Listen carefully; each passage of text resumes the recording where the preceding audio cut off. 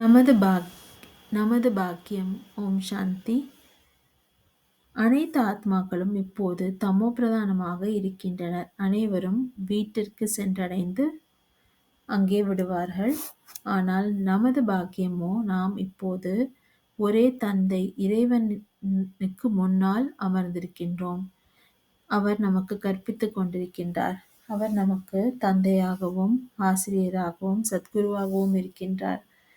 ஆகையால் நமது பாக்கியம், நாம் இப்போது தெய்வீக குணங்களை தாரணை செய்து கொண்டிருக்கின்றோம். நாம் தேவி தேவதைகளாக ஆகவிருக்கின்றோம். சத்யுகம் வரப்போகின்றது. ஆகையால் நாம் அனைவர் அனைவரு அனைவரா அனைவருடன் சேர்ந்து நாம் முதலில்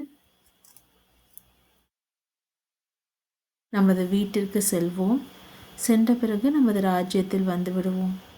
ஆகையால் நாம் தந்தையின் பின்னால் சென்று தந்தையுடனே ராஜ்யத்தில் வந்து விடுவோம். ஓம் சாந்தி.